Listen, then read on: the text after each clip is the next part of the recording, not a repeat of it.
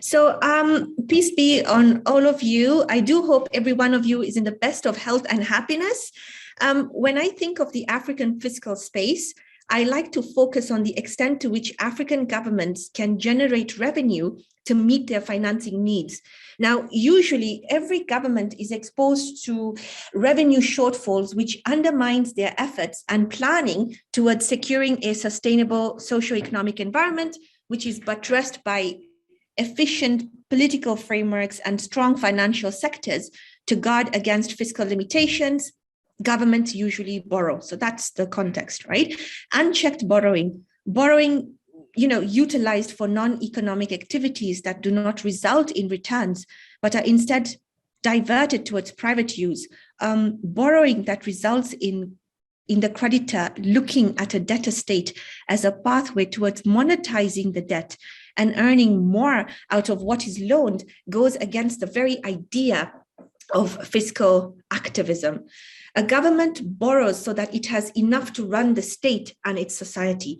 Debt then has the effect of supporting the African fiscal base, but debt can also undermine the fiscal space by eroding it. Now, this happens when debt creates an enabling environment for illicit financial flows to thrive or sneak into the country's legal system. Laws and political institutions and how they relate to debt is critical in understanding and protecting the African fiscal base. Great. So having these thoughts in mind, I wrote this paper. It is an important topic because the current collective African debt stands at $726 billion US. This is according to the World Bank and the African Development Bank. Now, much of this debt has been aggravated by historical injustices in the form of colonial and odious debts, emergence of vulture funds, lack of thin capitalization rules, debt to equity swaps, and lack of fiscal transparency and accountability for resource-backed loans, all of which culminates into an environment that fosters opportunities for illicit finance or untaxed gains made out of manipulating the debt and the legal framework within which it operates. So my paper approaches this discussion from two perspectives. The first is just looking into the debt phenomenon, and second, looking at how debt and IFFs are interlinked. My paper applies a mixed method approach using both qualitative and quantitative data sourced out of literature on post-colonialism, taxation, development, fiscal sociology, and the empirical data is taken from various sources, such as the African Economic Outlook, the UNCTAD Stat, etc. And all of the literature and data is understood from a case study perspective. So selected member states of the SADC region are the countries that I look at in investigating the debt phenomena and debt-related IFFs. So I'd like to start off with the debt phenomenon. Colonialism and apartheid undermined the fiscal policy of a state insofar as it would result in the economic improvement of the natives. Now, that's my view. The tax structures of the SADC countries, colonial in their origin, were responsive to colonial markets because the intention was to scramble for African wealth. Fiscal policy during colonialism was targeted towards revenue extraction and exporting such revenue abroad. Debt, therefore, understood in the context of post-colonial literature is also actually about revenue extraction from the debtor state.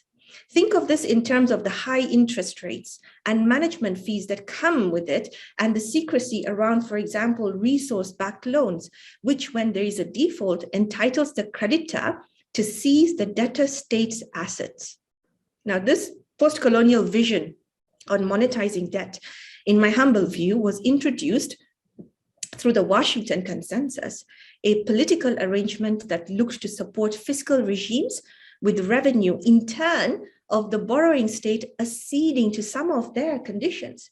Now, I discuss this actually in the background section of my paper. Then we have the debt phenomenon aggravated by post-colonial fiscal policy. Successive African governments have been bound to IMF-led structural adjustment programs that demand for a favorable liberal environment, which is actually a catalyst for IFFs if left unregulated.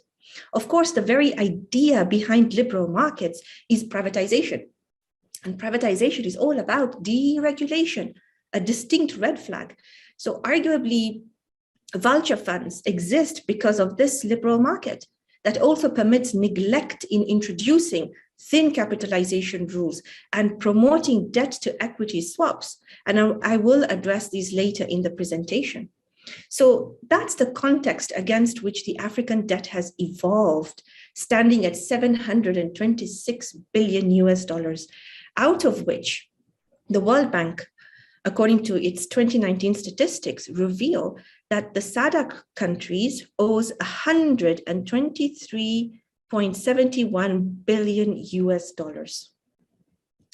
Now, what are the consequences of this debt on the SADC region? Zimbabwe, Angola, and Zambia are failing to meet their SDGs. These countries are spending more towards financing the debt than they are towards securing economic well-being and livelihoods. Angola and Mozambique are on the path towards debt distress. Zimbabwe already is in debt distress, and about 7.9 million Zimbabweans are in extreme poverty. Zambia is spending 4 times more on debt payments than its budget for education, health, water, and sanitation.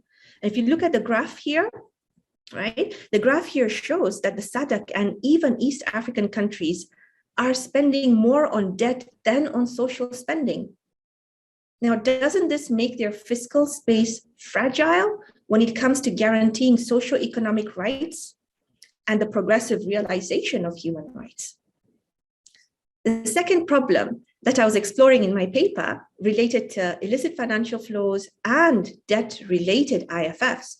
So to start with a few statistics, IFFs from the SADC region are estimated at about 542 billion US dollars if you take up all these figures and add them up.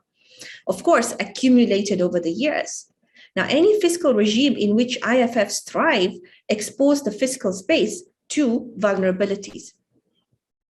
Now, these vulnerabilities are legally constructed, right?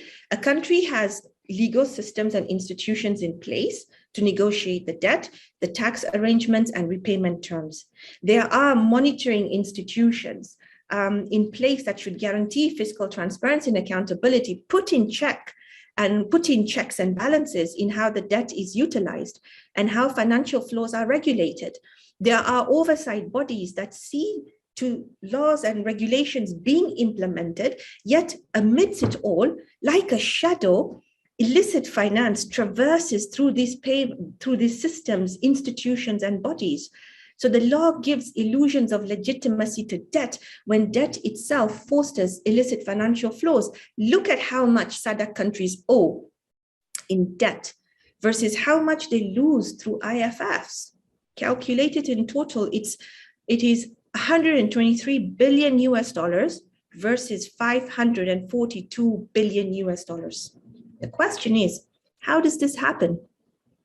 How can we identify debt-related IFFs? That's what my paper was trying to explore and interrogate, right? So I found that first, we have the element of corruption in the use of debt-sourced funds, right? The tuna bond scandals in Mozambique is an example, and various governments looting COVID funds or redirecting those funds towards private enterprise are a few examples of how debt has been transformed for illicit gain.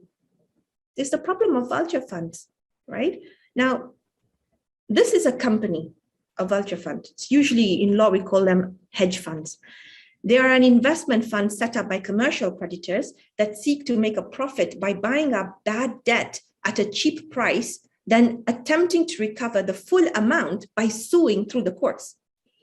Now, these funds are companies which buy the debt of poor nations cheaply, and when it is about to be written off, they then sue for full value of the debt plus interest, which is sometimes 10 times more than what they paid for it.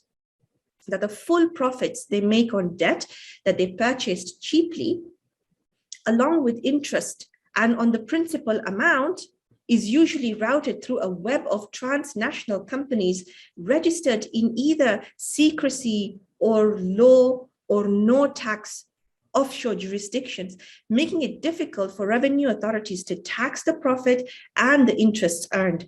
And such tax evasion practices are characteristic of vulture funds. Now, these funds target poor country governments. Many of these vulture funds are based in tax havens. Hence, they tend to be quite secretive. In fact, they're very secretive. There is limited or no information on who owns them. So when an impoverished country has an outstanding debt, right, to a government or to a private creditor that has not been written down or restructured, there is a chance that a financial organization such as a hedge fund, in other words, a vulture fund, will seek to buy that debt at reduced prices and seek repayment of the original amount and even more. Now, the debtor government is threatened with legal action, and then when they go to court and they lose, the court will rule that the debtor government must pay the original debt together with interest and all fees accrued since the debt has been in arrears, as well as the legal costs. Again, exposing the African fiscal system to vulnerability and external shocks. Now, such hedge funds think that their activities is in fact capitalizing on capital, making profits for business entities. But in reality, this vulture activity is to be seen as a form of illicit financial flows because they have the effect of paralyzing the economies of indebted nations. We've got Angola, Mozambique, Tanzania, Zambia that have been subjected to vulture action. Now, the point I'm driving at is that vulture activity is immoral, but it is not, strictly speaking, illegal. And the profits made on suing for distressed debts cannot then be deemed as illicit earnings. That's why there's no law regulating the sphere, right? This is where the problem is, and such thinking makes the African fiscal space vulnerable to vulture activities. Now, let's look at the case of Zambia. So there was a recent case against Zambia. A vulture fund bought the Zambian debt at $3 million Recording in progress. And sued Zambia for $55 million. It was awarded $15.5 million. In essence, this fund made a profit of $12.5 million from Zambia, and none of these extra earnings on the recovered debt was subjected to withholding tax by the Zambian government on the interest earned. So vulture funds that purchase debt are nested in tax havens.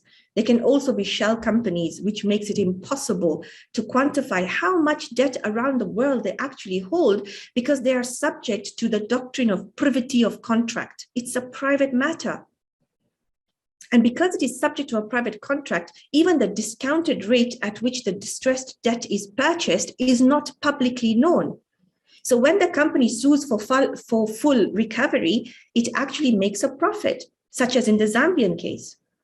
Now, because of this privity of contract, the domestic revenue authority is not aware of the purchase price of the debt. Also, because the contract is negotiated through a cluster of companies that are spread out in various jurisdictions, this means that the full recovery of the debt at a later stage, if it results in a profit, it remains outside the tax bracket, as it will be deemed as a recovery of an expense by virtue of accounting principles. Now, this is a classic modus operandi for IFFs. I think the point is clear. Lyla, 1 minute. Activities of vulture funds clearly undermine African debt, repayment approaches, and relief interventions. So we also have the issue of debt to equity swaps. I've discussed this in the paper. I've also looked at thin capitalization rules and how they can result in illicit movement of finance just by one company choosing to transform the debt they hold into equity shares, and as a result of that, launder proceeds from across jurisdictions and bring them into a specific state. So there are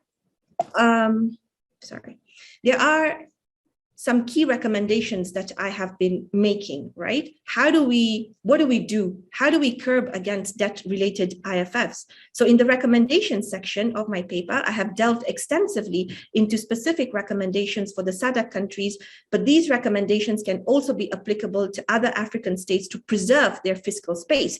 So because of time, I'm just going to rush a little bit. Please give me 2 minutes. Some of the recommendations that I make touch on, for example, resource-backed loans. I discuss RBLs in pages 8 to 10 of the paper, and I point out the secrecy involved in their negotiation and signing. The terms are unfavorable, especially where interest rates and management fees are concerned. None of them are subject to domestic taxation, and the interest rate, for example, for Zimbabwe, on the RBL that it took out was capped at 2%, which is higher when compared with 0.25% given in other European countries. So we need laws that subject RBLs to transparency and accountability, and there must be parliamentary approval in their negotiation and final execution. To curb vulture fund menace or vulture activities, it would be ideal for the World Bank to try and buy back outstanding private commercial debts from SADC countries so that at-risk debts are taken out of the public domain. And we need laws on sovereign immunity against vulture activities to be implemented so that vulture profiteering is declared illegal. When it comes to debt to equity swaps, I think the important way forward for SADC countries and other African countries is to implement safe harbor rules to come up with a threshold for the debt to equity ratio that you're allowed within which you can reduce your tax liability. Now, there are other recommendations that I've made in the paper. I'll invite you to read them.